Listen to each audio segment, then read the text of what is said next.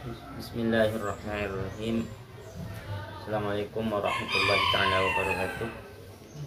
Alhamdulillahirabbil alamin wa bihi nasta'inu ala umuri dunya waddin. Pada pagi hari ini kita akan melanjutkan materi kita yang kemarin, yaitu fikih mawaris. Kemarin kita sudah membahas tentang ahli waris dan dawil arham. Ahli waris ada dua ya. Ahli waris ada dua, ada yang dawil furud, ada yang dawil taksib. Kemudian yang keluarga yang tak mewarisi itu namanya dawil arham. Sehingga keluarga mayat itu secara umum dibagi dua, ada ahli waris, ada dawil arham. Nah, dawil furud sudah kami jelaskan kemarin, dawil taksib sudah kami jelaskan. Pada pagi hari ini saya akan menjelaskan tentang teori mahjub. Tapi sebelum saya masuk kepada teori mahjub itu, saya akan membahas sedikit tentang ini. Kenapa di dalam ilmu mawaris itu ada perbedaan bagian antara laki-laki dan perempuan? Apa itu yang melatar belakangi? Kalau oleh orang-orang orientalis, orang-orang barat yang orientalis itu digunakan untuk menyerang Islam, bahwa Islam ini terlalu mensubordinatkan perempuan, ya, meremehkan gender perempuan. Namun hal ini sudah dijawab oleh Syekh Ali Jum'ah dalam kitab beliau yang berjudul Al-Bayan lima Yushidul Adhan. Beliau berkata begini dalam kitabnya, saya dibaca itu: Bismillahirrahmanirrahim. Wa innal furuqa fi ansibatil mawarith hiya asasu qadiyatil mawarith fil fiqhil islami. Perbedaan-perbedaan bagian ahli waris adalah dasar di dalam pembahasan ilmu waris dalam fikih Islam. Wala takhtaliful ansibatu fil mawaris tabqan lin nawi. Bagian waris ini berbeda bukan tabqan lin naw, bukan karena jenis kelamin, bukan karena nau, bukan karena laki-laki perempuan, bukan. Apa yang melatar belakangi perbedaan hak antara laki-laki perempuan itu? Wa innama takhtaliful ansibatu tabaqan li thalathati ma'ayira. Hanya saja itu berbeda karena tiga alasan. Yang pertama yang membedakan itu adalah darajatul qarabati bainal warith wal warith. Perbedaan derajat antara waris dan waris, atau kedekatan antara waris dan waris. Jadi yang berbeda itu bukan hanya perempuan dan laki-laki, sama-sama ada laki-lakinya itu juga berbeda. Bagiannya bapak sama anak berbeda, bagiannya bapak sama suami berbeda. Kenapa? Apa itu yang melatar belakangi? Apakah jenis kelaminnya? Tidak, kan kelaminnya sama. Di situ yang melatar belakangnya adalah kedekatannya dengan si mayat. Antara suami dan bapak ketika disandingkan, ya lebih dekat suami lah. Makanya bagian suami lebih banyak ketimbang bapak. Suami setengah, bapak seperenam. Yang kedua, mauqi'ul jailil warith, posisi generasi ahli waris. Fal ajal allati tastaqbilul hayat, generasi yang akan menghadapi kehidupan di masa depannya, wa tasta'iddu litahmil a'ba'aha, untuk menanggung beban-beban hidup, itu pasti lebih besar bagiannya. Laki-laki dan perempuan itu beban hidupnya ke depan itu pasti lebih besar laki-laki, sehingga bagian laki-laki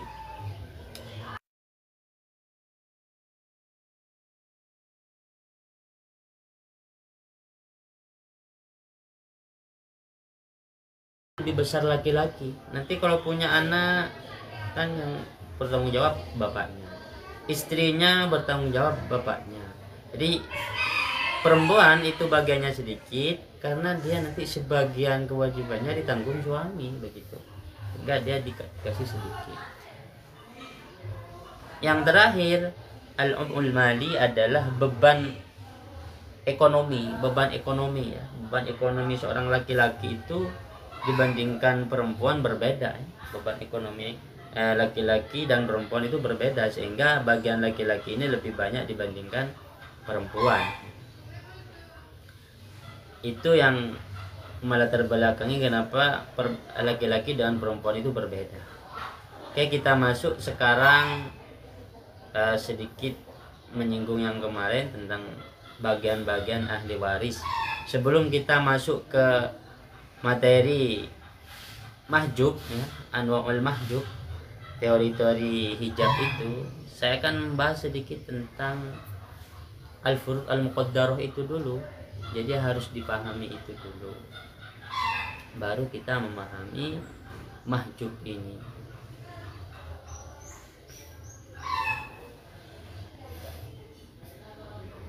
Nah, al-furud al-muqaddarah sebagaimana yang sudah saya jelaskan kemarin itu ada 6, ada setengah, ada sepertiga, ada seperempat, ada seperdelapan, ada 2/3, ada seperenam ya. Itu adalah al-furud al-muqaddarah. Dari dawil furud itu yang mendapatkan setengah adalah suami, anak perempuan, cucu perempuan dari anak laki-laki, saudara perempuan kandung, dan saudara perempuan sahaya. Yang mendapatkan seperempat adalah suami dan istri. Saya perbesar ya. Yang mendapatkan seperdelapan adalah istri. Yang mendapatkan sepertiga adalah 2 anak perempuan, 2 cucu perempuan, 2 saudara perempuan kandung, 2 saudara sepupu seayah. 2 saudara perempuan seayah. Yang mendapatkan sepertiga itu ibu dan 2 saudara laki-laki atau perempuan seibu. Yang mendapatkan seperenam itu ayah, kakek, nenek, cucu perempuan dari anak laki-laki, saudara perempuan seayah, ibu bersama keturunan atau saudara mayat lebih dari 1. Yang terakhir 1 saudara laki-laki atau perempuan yang seibu, ahun atau ukhtun. Nah, itu bagian-bagiannya ya. Bagian-bagiannya yang harus dihafal.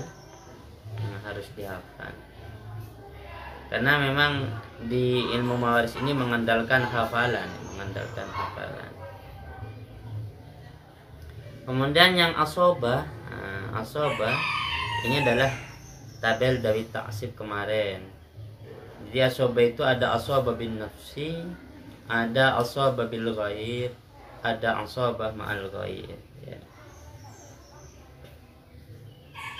Asobah bin nafsi dia mendapatkan asobah disebabkan statusnya, karena dia sebagai anak laki-laki maka dia berstatus asobah, karena dia cucu laki-laki maka dia berstatus. Ada asobah bil ghair. Asobah bil ghair itu dia menjadi asobah sebab bersama orang lain. Awalnya dia ada bil furud, tapi karena dia bersama saudaranya, bersama laki-laki yang berstatus sebagai saudaranya, maka menjadi asobah bil ghair.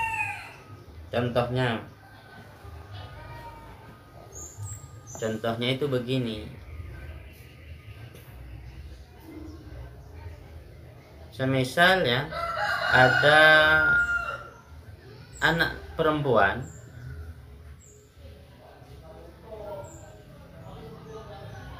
misalnya ada cucu perempuan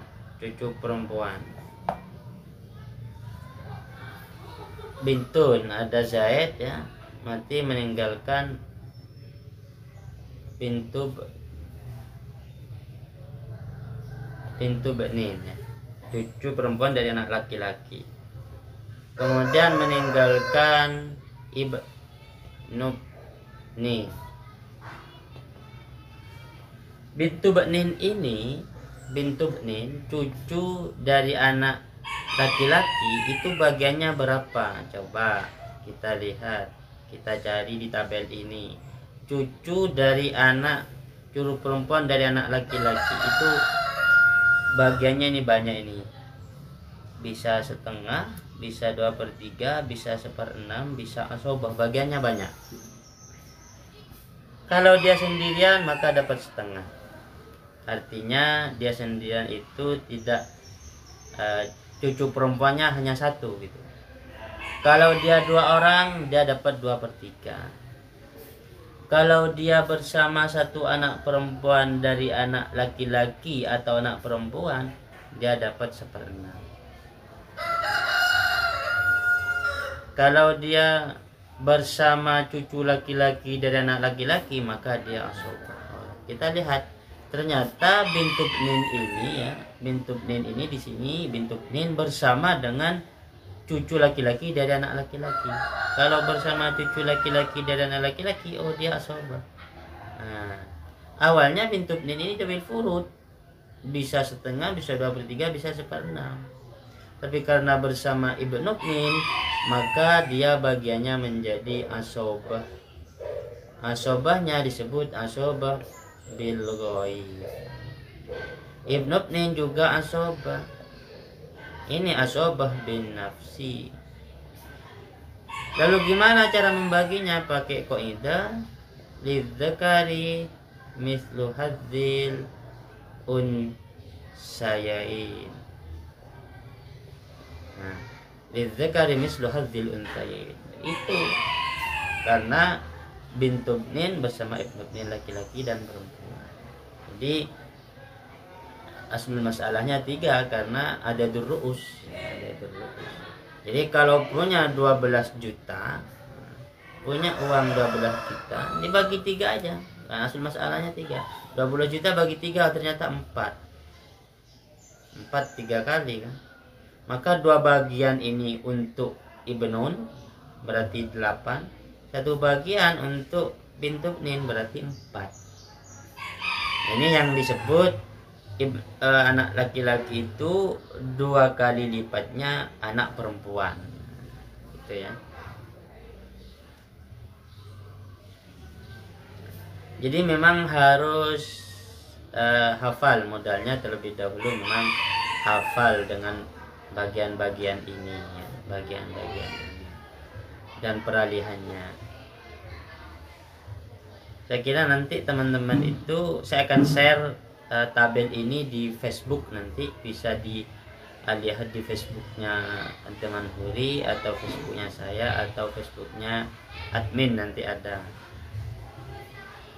Saya akan share tabel ini karena kalau belajar menggunakan tabel insya Allah lebih mudah. Oke, kita masuk ke teori hijab ya. Teori hijab.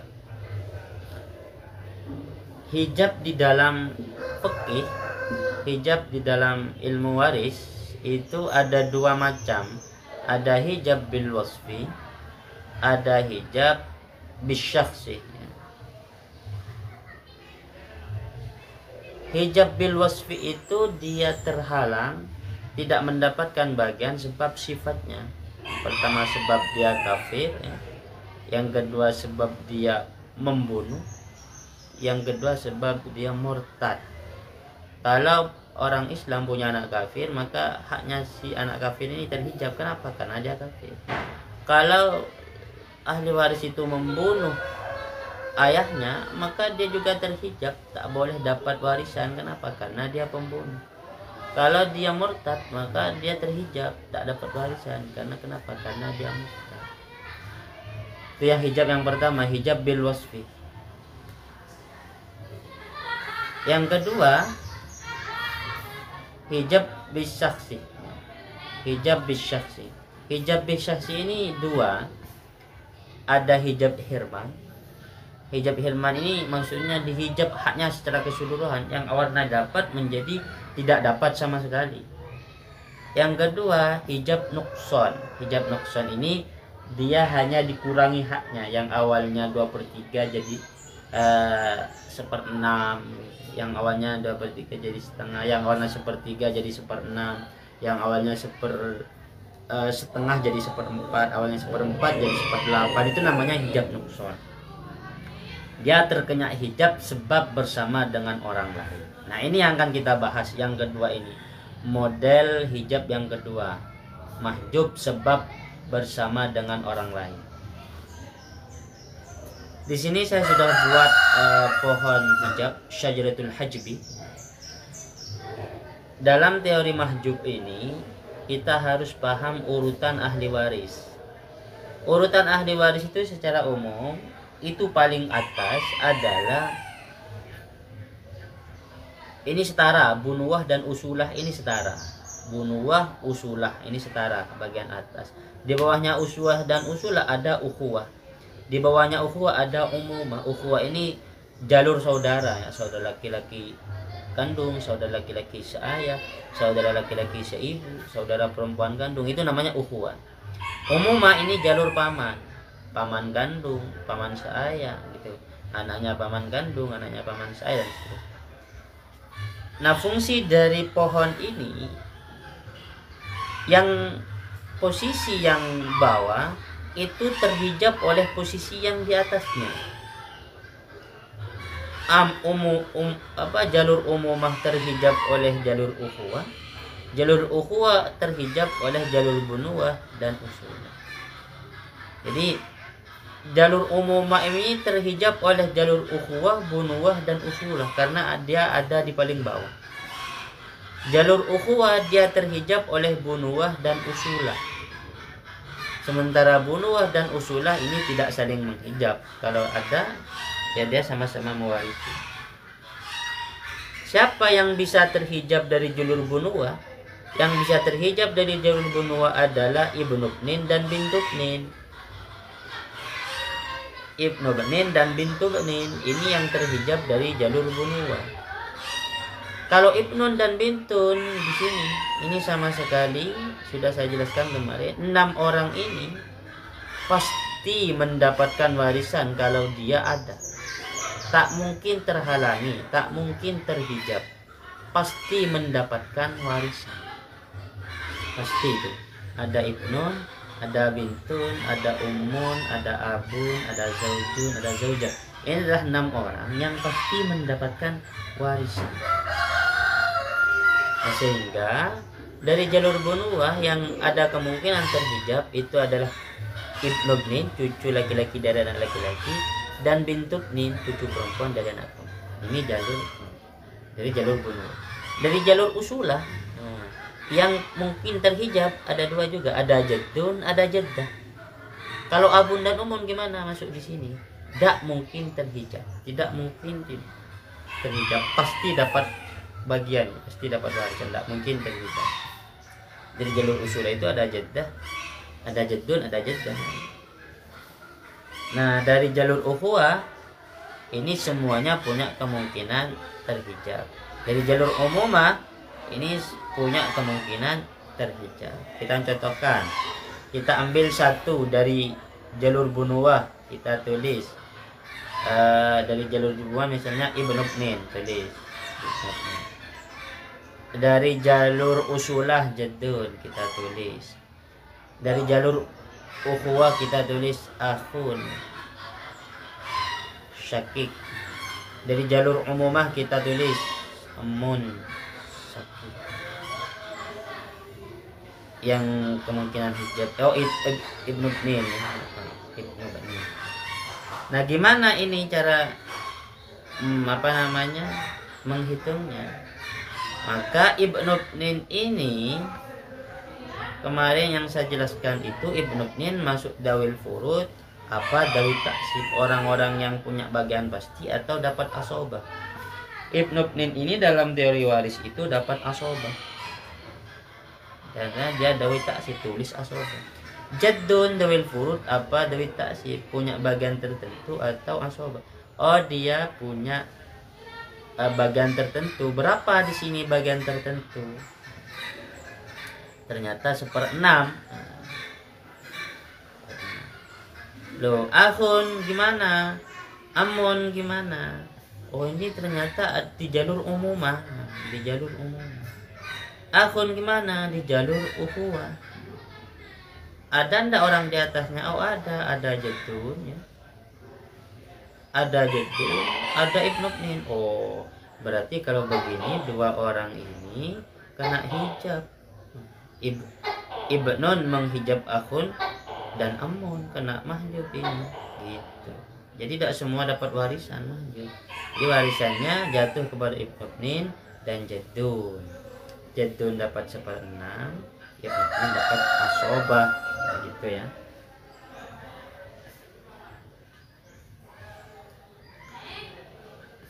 Ini adalah teori hijab, sangat mudah memahami ini. Tapi yang pertama, kalian teman-teman semua dianjurkan hafal dulu bagian-bagian yang yang 6 itu. Ada 2/3, ada setengah, ada 1/4, ada 1/8, kemudian ada 1/3, ada 1/6. Saya kasih rumusnya begini biar mudah ya teman-teman, biar mudah menghafal.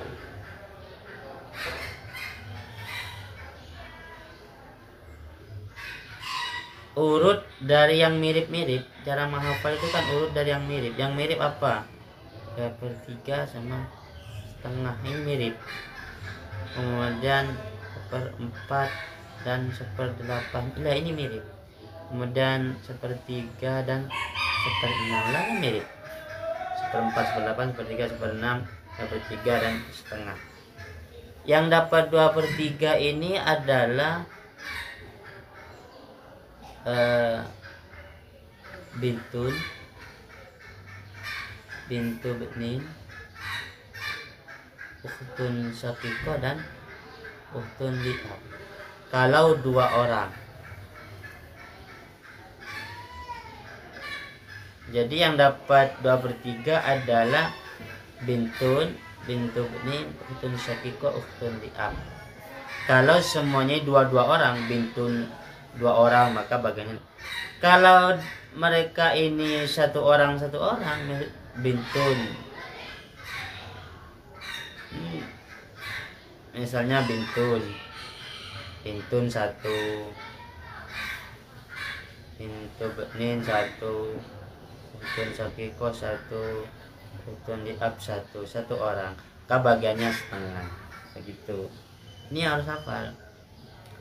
1/4. Di sini ada zaujun juga ya, ada zaujun. Zaujun dapat. Kalau 1/4 ini bagiannya zaujun dan zaujah. 1/8 hanya bagiannya zaujah. 1/3 bagiannya ummun dan waladu ummin. 1/6, ini yang penting punya tabel ini teman-teman, itu pasti bisa hafal. Ya. Dan sangat mudah menghafalnya, yang penting kalian bisa teorinya. Hafal dulu bagian-bagian yang 6, 2/3, setengah, 1/4, 1/8, 1/3, 1/6. Itu berpasang-pasangan sih semuanya, sama kayak dawil furudnya dan dawil taksibnya kemarin itu kan berpasang-pasangan semua. Nah, kita kembali lagi ke bab hijab ini. Saya kira bisa sudah ya dipahami. Jadi hijab itu ada 2, ada hijab bil wasfi, ada hijab bil syakhsi. Hijab bil syakhsi ada 2, ada hijab hirman, keseluruhannya kena hijab, ada hijab nuqsan, hanya dikurangi, tidak kemudian dihapus semua bagiannya. Ada orang-orang yang tak mungkin terhijab, artinya pasti dapat bagian, ada 6 orang. Ada ibnun, ada bintun, ada ummun, abun, zaujun dan zaujah. Nah, ini adalah syajaratul hijabnya. Saya sudah buat urutan dari bawah ke atas. Yang paling bawah ini pasti terhijab oleh yang di atasnya. Begitu juga di atasnya terus ke atasnya. Yang setara bunuh dan usula ini setara, dan mungkin saling menghijab. Okay. Saya kira ini tentang hijab. Ya, memang sebelum belajar bab hijab ini, teman-teman sekalian itu harus paham yang furud-furud muqaddarah itu. Kemarin sudah saya jelaskan ya, dawil furud dan dawil taksib. Peralihan bagian-bagian itu saya sudah buat tabelnya ini. Misalnya suami bagiannya kan, suami ada kemungkinan setengah, ada kemungkinan 1/4. Kapan dapat setengah, kapan dapat 1/4, Suami dapat setengah jika tidak ada keturunan yang mewarisinya ini. Suami dapat seperempat kalau ada keturunan mayit yang mewarisi. Nah ini peralihan namanya, harus bisa. Semisal begini ini ya, saya contohkan di sini langsung. Suami, jadi ada orang mati meninggalkan zaujun, maaf, zaujun.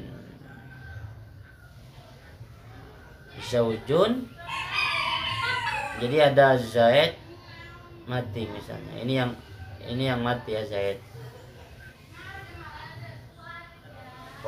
Kok cowok. Yang mati misalnya Fatimah. Fatimah ini punya suami namanya, ya punya suami lah, zaujah gitu. Punya zauj, punya suami. Selain punya suami, dia punya anak.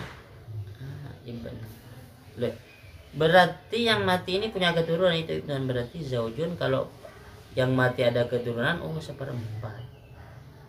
Ibnon, dia ternyata dawit taksib, tulis asoba. Begitu. Kalau misalnya yang mati ini tak punya anak, misalnya begini.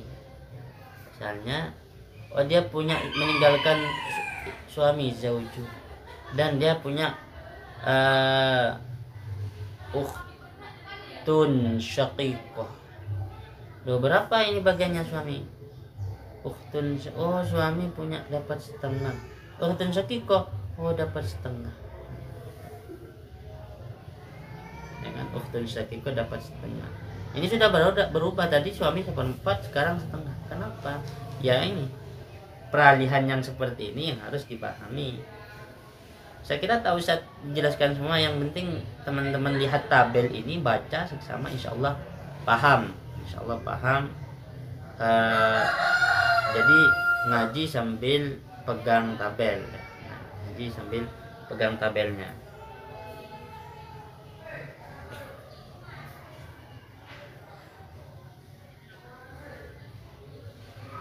Coba kita aplikasikan teori hijab ya. Kita aplikasikan teori hijab dan teori furud dan asobah. Kita coba mereka misalnya ada orang mati namanya, yang mati sekarang misalnya perempuan namanya Zainab.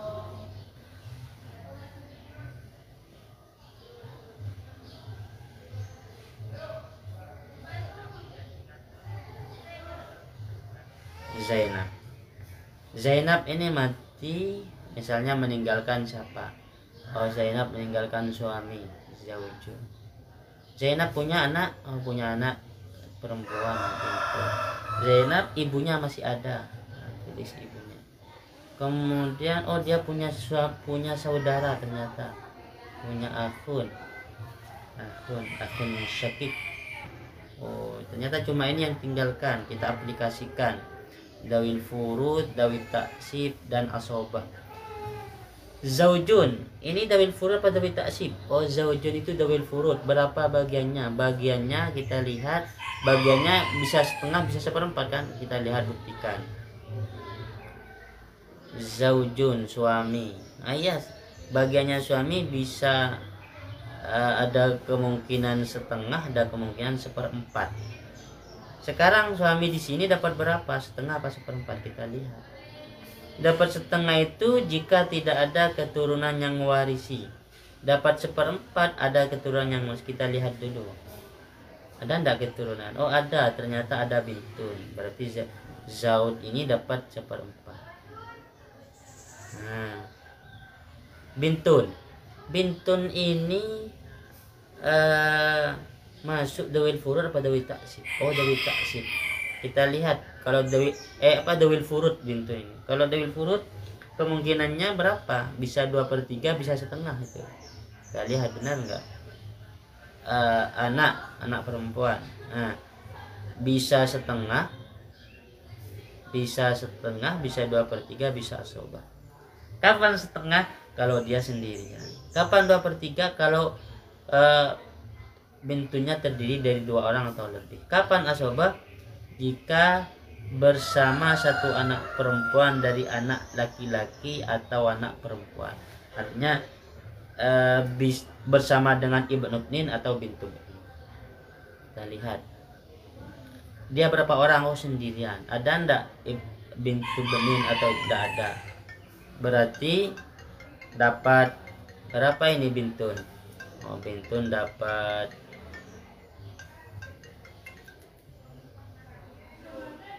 karena tidak ada ibnu ibnin dan bintu ibnin dan dia sendirian, dia dapat setengah. Dia dapat setengah. Sekarang umun. Umun ini bagiannya bisa 1/3, bisa 1/6. Kita lihat benar enggak umun bisa 1/3, 1/6 dan 1/3 sisa. Kapan 1/3? Tidak ada keturunan yang mewarisi. Kapan 1/6? Ada keturunan yang mewarisi. Ada enggak keturunan? Oh, ada, ternyata ada bintun, berarti 1/6. Jadi 1/6. Akhun syakik gimana akhun syakik? Akhun syakik ini kan dawit taksib. Kita lihat apakah dia ada kemungkinan terhijab akhun syakik ini. Kita lihat teori hijabnya. Sebentar, saya angkat telepon dulu.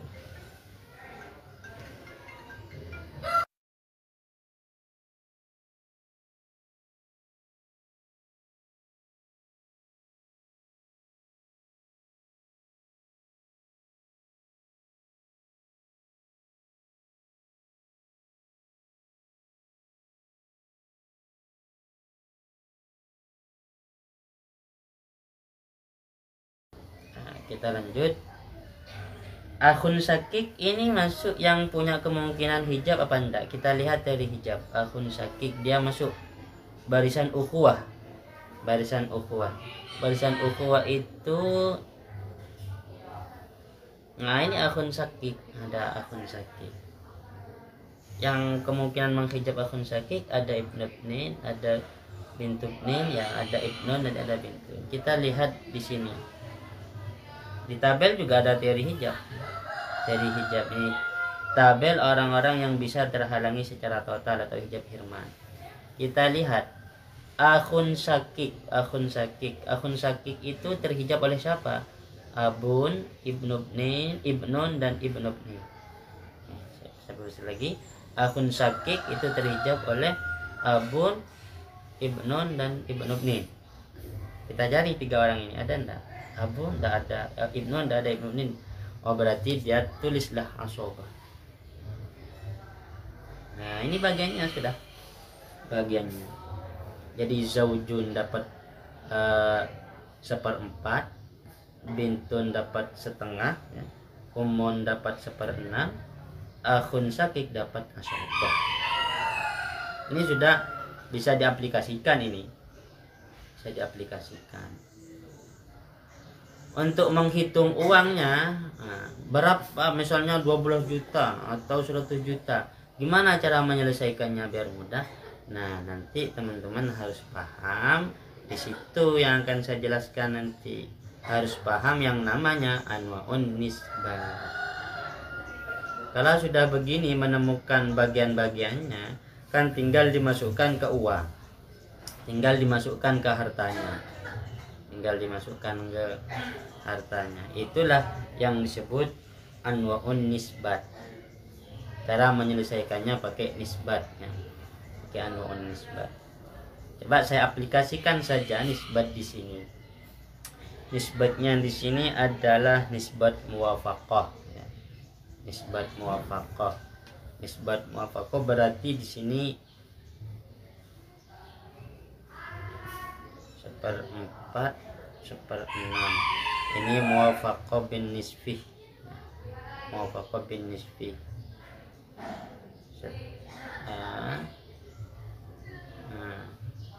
4 dibagi 2 sama dengan 2. 6 dibagi 2 sama dengan 3. 3 kali 4 12. 2 kali 6 12. Berarti nisbatnya di sini 12. Apa? aslul masalahnya 12. Kita ketemu sudah aslul masalahnya 12. Makhrajnya nanti ini pakai isbah muwafaqah. Ini bingung ini, kalau sebelum saya jelaskan pasti teman-teman bingung, kok bisa dari mana 12? Nanti saya jelaskan. 12 bagi 4 sama dengan 3. 12 bagi 2 sama dengan 6. 12 bagi 6 sama dengan 2. Di sini berapa ini? 3, 6, 2. Di sini asobah ya. 3, 5. Kemudian 5, 11. Asobahnya 1. Pas 12. Sekarang misalnya uangnya 24 juta ya. 24 juta. Caranya begini. 24 juta itu kalikan 3.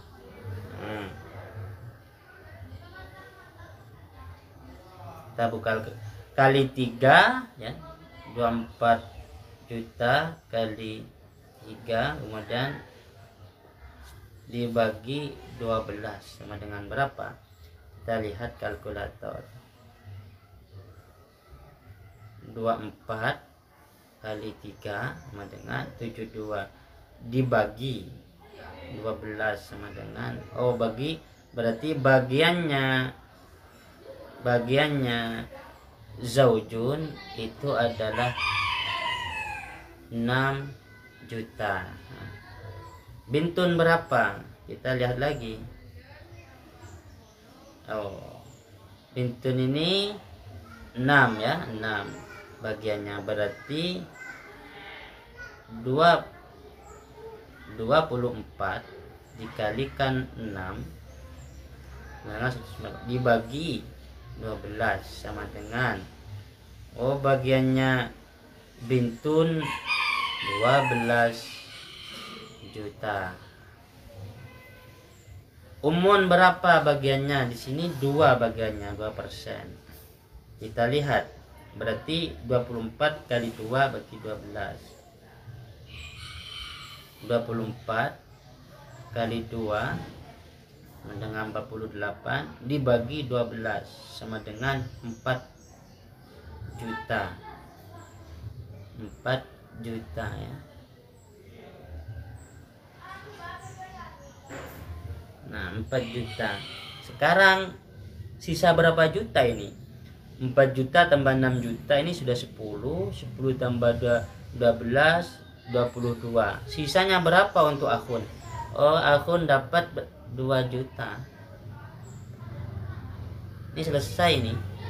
Semuanya 24 juta. Ini sudah selesai pembagian waris. Uangnya pas, tidak ada awal, tidak ada rot. Pas ini. Pas 24 juta ya. Ini adalah cara menghitung waris. Kalau langsung ke sini sebenarnya boleh, tapi agak ruwet, agak rumit gitu. Langsung misalnya 24 juta kali 1 bagi 4 berapa? 24 juta kali 1 bagi 2 ya bisa. Cuma ulama faraid itu maunya langsung zaujun bagiannya berapa? 3. Bintun bagiannya 6% gitu. Jadi sehingga harus dicari dulu aslul masalahnya ini. Nah, cara mencari aslul masalah yang di atas ini, yang 12 ini, itu caranya dengan cara mengenal nisbat, anwa'un nisbat. Nah, mari kita masuk ke pembahasan anwa'un nisbat ini ya.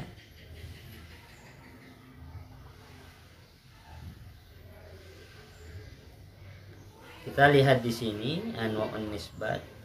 Anwa'un nisbat itu ada 4 ya. Yang pertama nisbat mumasalah, yang kedua nisbat mudakhalah, yang ketiga nisbat mubayanah, yang keempat nisbat muwafaqah. Kita bahas satu persatu. Dari nisbat mumasalah dulu. Dari nisbat mumasalah. Nisbat mumasalah ini apa maksudnya? makhraj dari semua bagiannya itu sama. Ini namanya nisbat mumasalah. Apabila makhraj itu yang mana? Makhraj ini yang ini nih. Pembaginya ini ya, penyebutnya, pembaginya.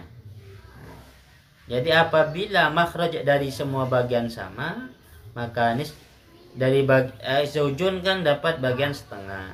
Ukhtun li abawaini dapat bagian setengah. Kalau misalnya orang yang mati itu hanya meninggalkan 2 orang ini, maka zaujun dapat setengah karena tidak ada keturunan.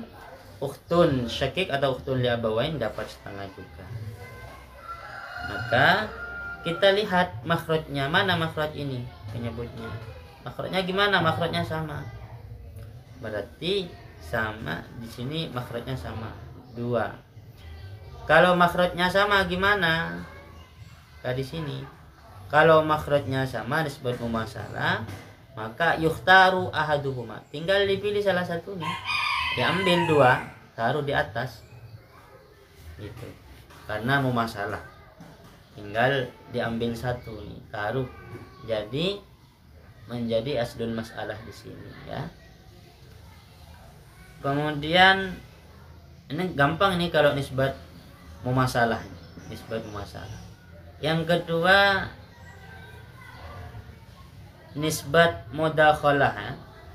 Nisbat mudakhalah. Semisal apa nisbat mudakhalah itu? Nisbat mudakhalah ini makhraj yang satu bisa membagi makhraj yang lain. Misalnya ada orang mati, dia meninggalkan 2 orang. Siapa? Zaujun sama bintu. Meninggalkan suami dan anak perempuan. Maka gimana? Karena suami bersama keturunan mayat, maka suami dapat 1/4. Bintun karena sendirian dapat setengah, bukan bagi. Kita lihat makhrajnya, penyebutnya, pembaginya 4 dan 2. Oh, makhraj yang lain yang satu bisa membagi makhraj yang lain. 4 kan bisa dibagi 2.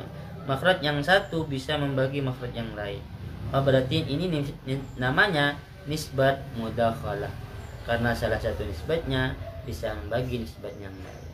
Gimana kalau terjadi nisbat mudakhalah? Untuk menulis aslul masalah yang di atas, kita lihat di sini.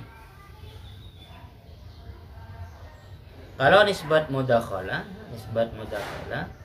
maka yang diambil gimana? Yu'khadu akbaruhuma. 4 dan 2. Yu'khadu akbaruhuma. Diambil 4. Diambil yang paling besar. Maka yang dijadikan masalah, aslul masalah adalah 4. Aslul masalah 4. Kemudian yang selanjutnya nisbat yang ketiga. Kita masuk ke nisbat yang ketiga, yaitu nisbat mubayanah. Apa nisbat mubayanah ini? Nisbat mubayanah adalah setiap makhraj tidak bisa saling membagi. Misalnya ada orang mati, Zaid, dia mati meninggalkan ibunya Ummun dan meninggalkan ukhtun li'ab, saudari seayah. Maka Ummun dapat 1/3 karena tidak bersama keturunan, dan ukhtun li'ab dapat setengah karena dia sendirian. Makhrajnya kita lihat ada 3, ada 2. Coba kita definisinya nisbat mubayanah. Setiap makhraj tidak bisa saling membagi. 3 tak bisa membagi 2, 2 tidak bisa membagi 3. Maka berarti itu nisbatnya nisbat mubayanah. Jika terjadi nisbat mubayanah, maka cara mengambil aslul masalahnya adalah yudrabu ba'duhuma ba'da atau bi ba'din. Yadribu ba'dahuma ba'da.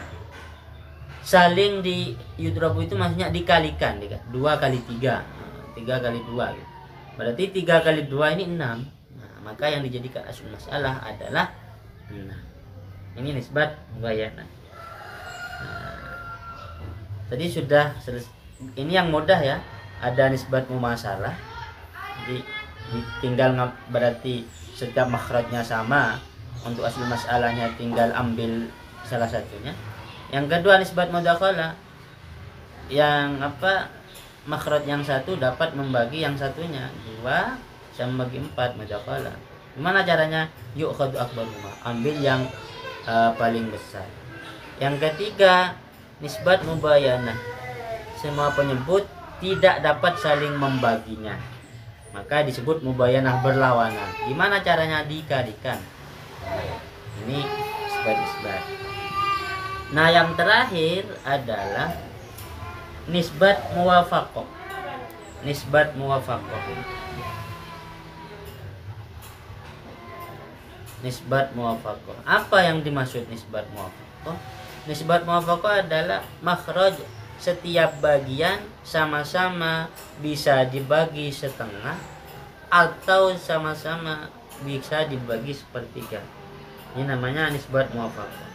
Kita baca lagi, makhraj setiap bagian sama-sama bisa dibagi setengah, atau kalau tak bisa dibagi setengah, sama-sama bisa dibagi sepertiga.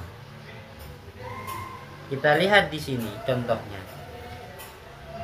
Kalau bisa dibagi sama-sama bisa dibagi setengah, namanya muwafaqah bin nisfi.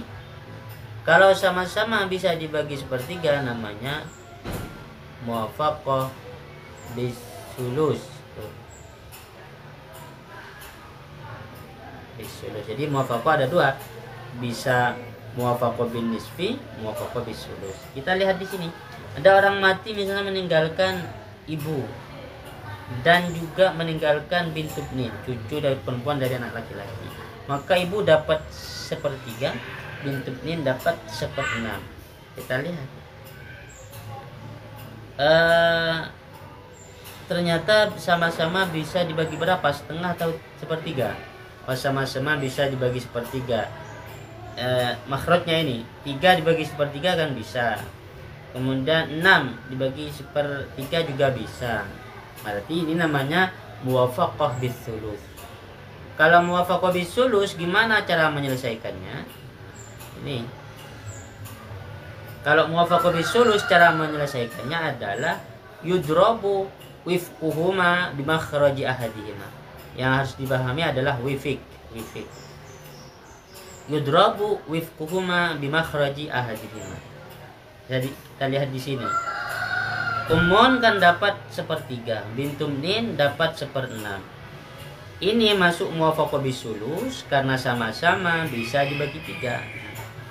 Wifik itu apa? Wifik itu adalah ini, 3 dibagi 3. Karena ini kan muwafaqah bisulus, kita ambil sepertiga bisulus. Berarti kan muwafaqah bisa dibagi setengah atau sepertiga. Ternyata di sini sama-sama bisa dibagi sepertiga. Berarti namanya muwafaqah bisulus. Ini masukkan makhrajnya 3 dibagi sepertiga jadi 1. Makhrajnya 6 dibagi sepertiga jadi 2. Sekarang setelah ketemu 1 dan 2, maka disilang 1 yang hasil membagi 3 dibagi sepertiga hasilnya 1. Ini dikalikan makhraj yang di bawahnya, makhraj yang bagian satunya dikalikan 6.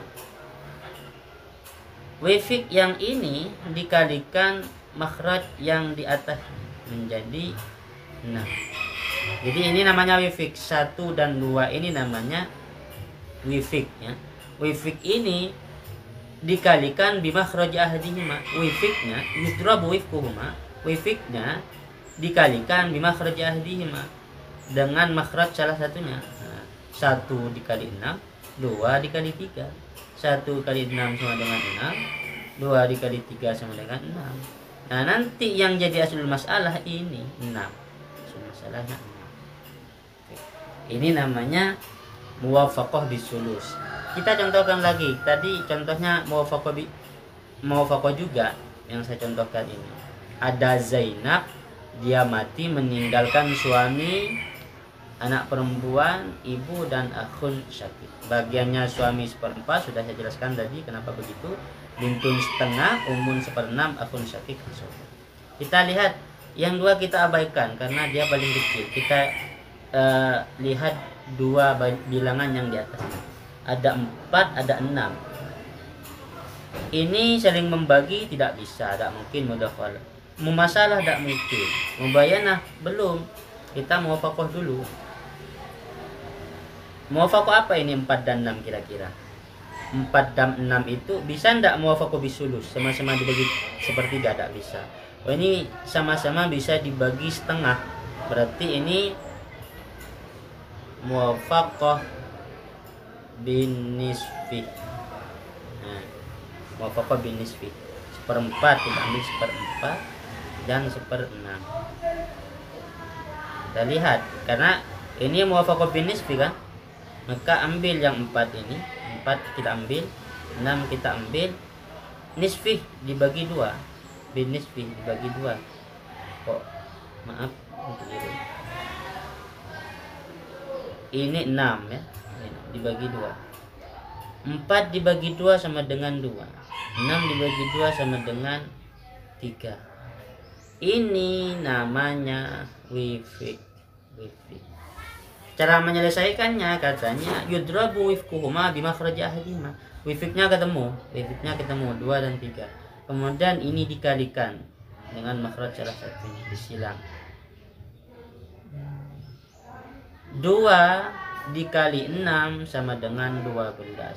3 dikali 4 sama dengan 12. Maka aslul masalahnya jadi 12. Ini aslul masalah ini kalau begitu. Ini namanya muwafaqah bin nisfi ya. Kalau yang ini muwafaqah bis sulus. Yang ini namanya muwafaqah bis sulus. Muwafaqah bis sulus. Yang ini muwafaqah bin nisfi. Ini cara ini, jadi nisbat itu hanya untuk menentukan yang atas ini, aslul masalah. Karena ketika aslul masalahnya ketemu, maka menyelesaikan masalah waris yang seperti ini itu sangat mudah. Kalau nisbat itu tak ketemu, tidak dicari dulu, agak sulit menyelesaikan masalah itu, mengaplikasikan bagian-bagian ini ke jumlah harta yang ada.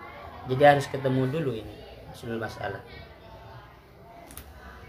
Aslul masalah itu, nah kita masuk ke materi yang terakhir. Aslul masalah itu dalam pandangan ulama faraid, aslul masalah itu hanya ada ini, hanya ada 7 kemungkinan aslul masalah itu. Bisa 2, 3, 4, 6, 8, 12 dan 24. Itu aslul masalah yang kemungkinan ada di dalam ilmu faraid. Kita lihat, kita buktikan satu persatu. Aslul masalah yang 2 itu gimana contohnya? Aslul masalah yang 2 itu, nah di sini misalnya ada Zaid ya, Zaid terus yang mati ini. Ada Zaid mati misalnya, meninggalkan bintun dan akhun li'ab. Nah bintun ini dapat setengah ya, akhun li'ab asobah. Maka asul masalahnya karena tinggal ambil ini saja, jadi 2 asul masalahnya. Jadi asul masalah itu yang 7 ini tidak mungkin yang kemana. Kita ambil asul masalah yang 24, tadi yang 12 sudah, 6 sudah ya. Kita ambil coba asul masalah yang 24 seperti apa.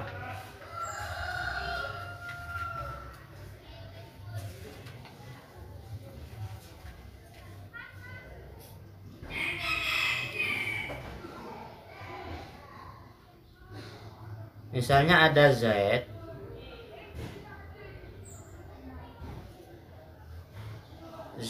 mati, meninggalkan istri, zaujah, meninggalkan 2 anak, bintani, dan meninggalkan akhun syakik.